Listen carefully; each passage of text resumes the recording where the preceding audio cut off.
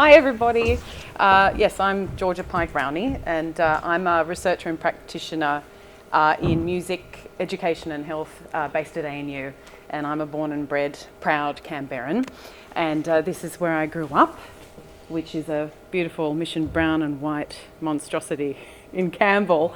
I thought it was a monstrosity when I was little. It's one of those things where as you grow up, you suddenly realise how amazing it was. When I was little, I just thought it was very brown, and I liked pink and red and yellow and blue, and it's just so brown. But now, of course, I look back and think it was marvellous. So I'm going to talk a little bit about that house in a little bit, but I wanted to start by basically explaining. So I was born in 1984 at the Canberra Hospital as well, before it blew up. And the reason I came to be here is actually because of this man. So this man is Douglas Pike, and he was my grandfather. And he came here in 1964 with his wife Olive, my grandmother, to become a professor of Australian history at the ANU. So I'm a third generation ANU employee, still there, just. And he came to he was the founding editor of the Australian Dictionary of Biography. And so he was there as a professor, and my grandmother would put on all of these amazing dinners in their beautiful house. It was a beautiful 50s modernist house in Patey Street in Campbell, which has since been bought by another architect and changed a fair bit, and I won't comment on that. But they had beautiful things, and it was only much later that I found out how amazing my grandmother's taste was. This is one of her beautiful Danish coffee pots. This is one of her little outfits. She had the most incredible outfits. They were all in browns and olives and colours that I didn't appreciate back then, but now I do, of course. You know, I've got all the gloves and the hats and the scarves. She was a very stylish woman, and she'd put on big parties for all the professors at their house with all of these beautiful things. So this is why I came to be in the ACT, because my parents were then here. So my father's Andrew Pike. Some of you may have heard of him. Yes, a lot of people have, of a certain era in Canberra.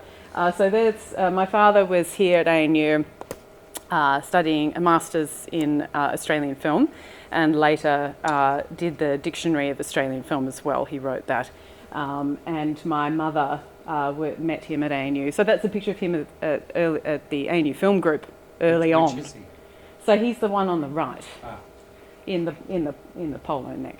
And my mother was doing her PhD in Chinese history, and so she much later then ended up being the centre manager of the Centre for China in the World at ANU as well. But they together began the Electric Shadows cinema, which some of you may remember back in the day, which began in 1979. I came along in 1984, and a year later they bought this house, which was built in 1967, designed by Neville Ward, the architect, for himself and his family. And from the front, it just looks like a single story, and then you went into the courtyard, and it all opened up, and it was this amazing sort of Japanese-inspired thing. And it had this huge open, so it was a sloping block, and the back of the house had this huge open plan living area, which was floor to ceiling windows facing full west. And so that meant you were either freezing cold or boiling hot. So we tended to actually move downstairs for summer and move upstairs in winter and huddle next to the little heaters, basically an EER rating of like -20. Not good. And the flat roof was great. My sister had parties up there when everyone else was away. She got in trouble. But the most exciting bit about that house, apart from the fact that there were these great entertainment spaces, which meant my parents were constantly having events, and all of these visiting directors and artists and thinkers were constantly around. So it was an amazing place in that way. That's where my cultural immersion and education began, very much facilitated by the house and the kind of entertainment spaces it had. But this was a really important space. This was the hallway. And that's my sister, Harriet, when she was, I don't know, about 8. And there's a ramp behind her, which meant you got this big run-up if you were doing anything wrong. So we'd, set up kind of jumps and things, so you could play horses and run down there and jump. And it was also really good for marbles and anything else that rolled. So there was a lot of that. But it was a very important house because my experience of modernism, a lot of it has been about hide and seek, nooks and crannies, finding little spots, and I'll later show some of the libraries that I spent my time in, and the School of Music as well, which I'm about to talk about, which is about all these little spots you could find, little hidey holes and things that are really special, characteristic of these types of buildings. I need to speed up a bit, so I will. I went to Ainsley School, beautiful Art Deco building. Most of my time spent in the little demountables, of course, but occasionally you got to go into the main building, which is also where I met Susan West, who's right here, who I met through the School of Music program that was being run at Ainsley School. So from the age of 4, in fact, I was at the School of Music. And as I said, finding the hidey holes, hide and seek at the School of Music, great fun. Great fun. I still know some of the secret spots. And I ended up working there, in fact. So I was there from age 4 until just 2018. So it was a big part of my life. I have a love-hate relationship with that building. That's me, age 9, playing my little harp. And interestingly, in fact, my work now with Susan is often about helping people overcome and recover from their music education that occasionally takes place in places like this. So it has been very influential in various ways. It leaks a lot, all of those things. So practically speaking, like the other house I grew up in, not necessarily practical, but sort of so beautiful in certain ways once I overcame my childhood dislike of large amounts of concrete. As a 4-year-old, that place is pretty scary. You know, it really is. It's actually not well designed for music at all. The Llewellyn Hall is incredible, but actually playing music in the little rooms and things was not that helpful. But I can still appreciate the design. So here's Electric Shadows. That's where I began my career as a candy bar girl, later tearing tickets, and that's what we did. And at the bookshop next door, I worked at Electric Shadows bookshop, which sadly ended a little while ago.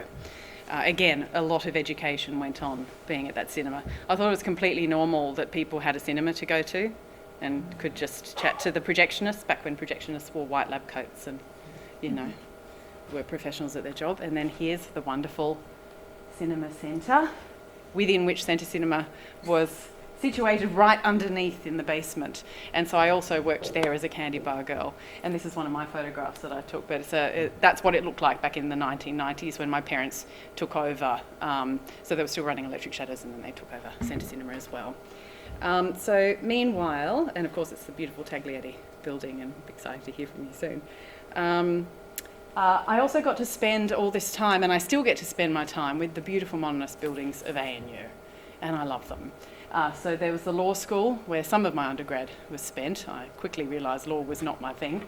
The classics in the AD Hope. Sadly, it's hard to find a good photo of the AD Hope building. I love that building. It's not very much appreciated, and it's probably going to be torn down soon, which saddens me greatly. Because again, nooks and crannies, fabulous little spots you could find to study.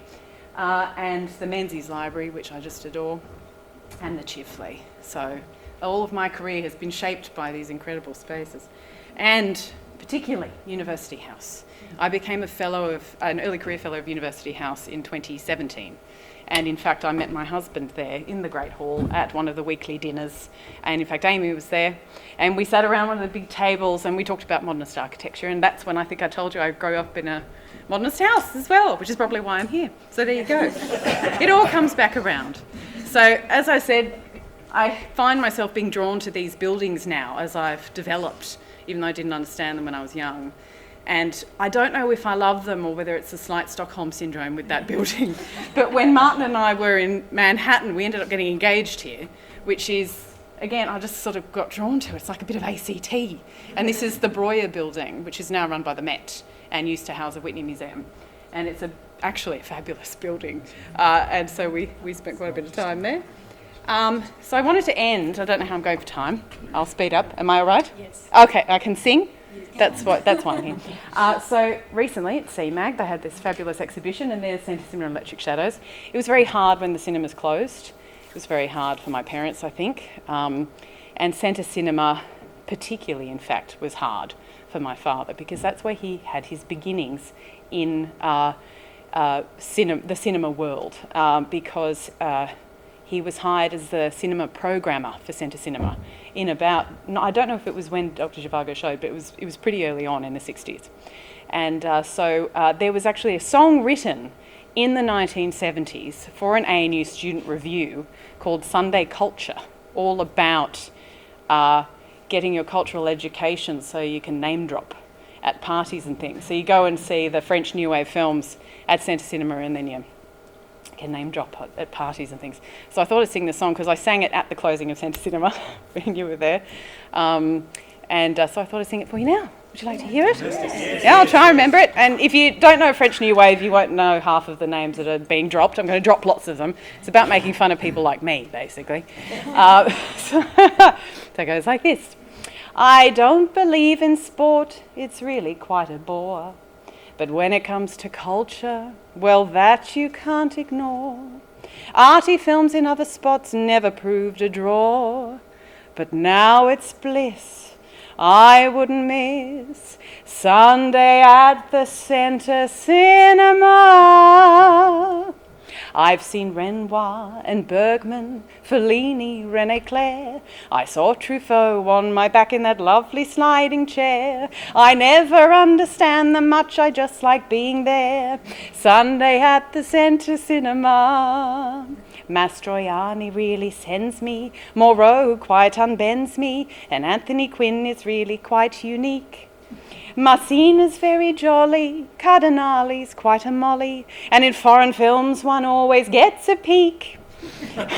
At diplomatic cocktails with folk I hardly know, I'm dropping last week's names to make the party go. My social standing has improved, I never miss a show. Sunday at the Centre Cinema, I get my culture. Sunday at the Centre Cinema, I'm quite a vulture. Sunday at the Centre Cinema, darling, believe me, my husband will leave me. Bring back Belmondo, Sunday at the Centre Cinema.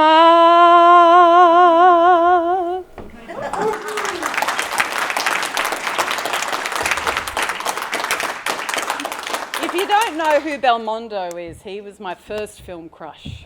I recommend him. Who wrote the song? I can't remember, and the reason why I'm saying that is I feel really bad. I've lost it. I know it's somewhere. It's in a file somewhere. When we left the School of Music, we had to move, 30 years of stuff. So it's there somewhere. Somebody would find it out. But it was in the 70s. It's great, isn't it? Yeah. Another round of applause.